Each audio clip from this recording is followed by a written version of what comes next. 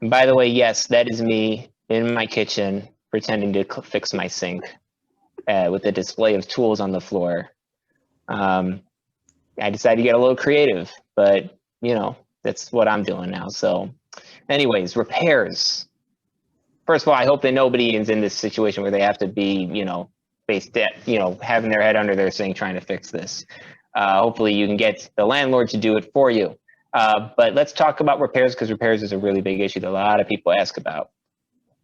So I want you to open up your minds right now, okay? Because repairs come in so many forms. Think about your floors, your walls, your ceilings, your plumbing, your electricity. There's all sorts of things that can come into play right now because you have a right to repairs. And if the landlord doesn't give it to you, then you have remedies, you have options, you have things that you can do to either get those repairs or to maybe even reduce your lease or even get out of your lease. So let's walk through this a little bit. For most Chicago buildings, you are protected in terms of your right to repairs. I say most because in smaller buildings of 6 or fewer units where the owner lives in one of the units, technically the rule about repairs doesn't apply and it depends on your lease. So if you're in one of these buildings, then you're going to want to take a look at the lease closely to see what it says, because oftentimes these leases will say you have a right to repairs, but it won't be exactly the way it's written in Chicago law. So just so you know, okay? And if you have a question about your specific lease, please contact us and we can walk through it with you. If you have damages in your apartment, and as long as it's something that you didn't cause, you didn't intentionally, like for example, it's not something where there's a hole in the wall because one day you decided to kick the wall really hard and you kicked a hole in it. No, that would be on you. That's your fault. Or if it's something like negligence, where it's like, you know, you and your roommate decided to run races up and down the hallway, or to see like who was faster, and you knocked into a door and knocked the door down.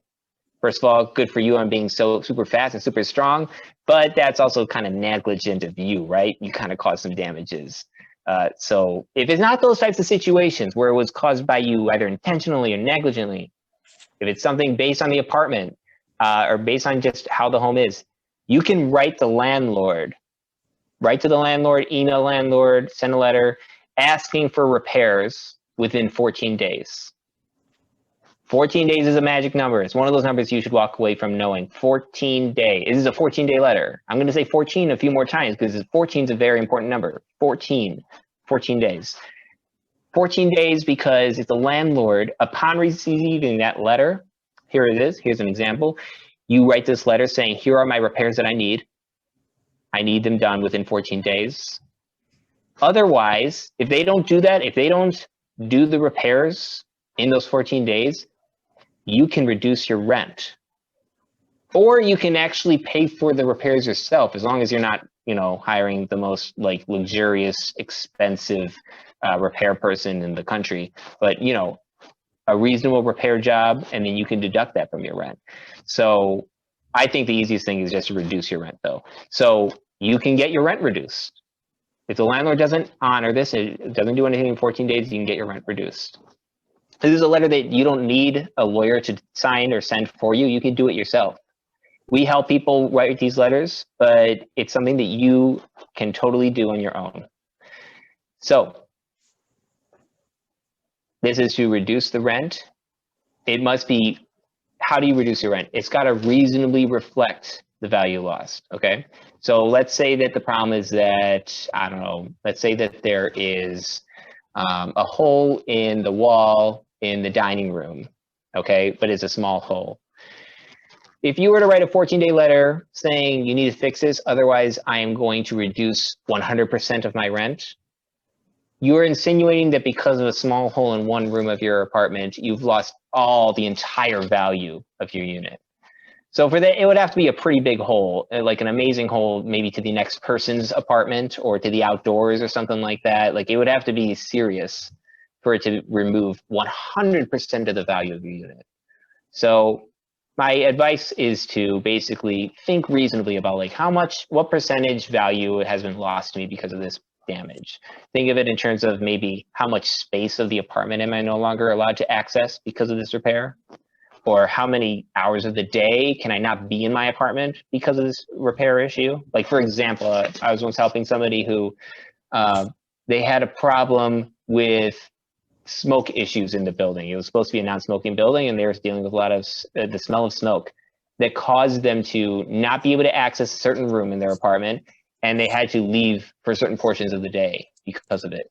So you start thinking, okay, what percentage of your time have you lost from your apartment because of that? Or what percentage of the space have you lost because of that?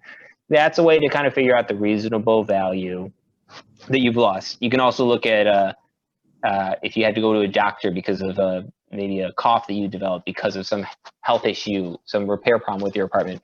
What were the costs that you incurred? Things like that. Now, this is ugly, what I'm showing you right now. This is mold. This is really, really bad mold. And this is a sink that is not working at all, clearly. This is like a horrifying sink. And here are some old radiators. These actually might be just fine radiators, but it's a picture of radiators. The point is that if you have serious, very serious problems, where it's not just like a minor defect that's affected your ability to enjoy your apartment, but it's actually creating an immediate danger to your health and safety, or a failure to provide utilities. In that situation, that 14-day rule no longer has to apply, because you are not just dealing with the defect. The landlord has basically materially not complied with their agreement with you to, keep you safe, basically. And because of that, you are in danger, or you are not being given your utilities like electricity or heat or water. In that case, you don't have to send a 14-day letter. You can actually send a letter saying immediately that you are exerting your rights to get repairs, or to reduce your rent, or to sue them for damages even. So there's a lot of options at this point. When it gets very serious, a lot of options open up, and you don't have to wait 14 days. I suggest you just contact us and we can walk you through the different options. It's hard to spell out each option in this presentation, but just know that when it's very serious, and think about this, be reasonable about it, because eventually you would have to prove it up. If it really is serious, if you are being denied basic utilities, or if you have a defect that is really seriously threatening you, then the stakes are higher. Talk to us and we'll figure out what your best option is.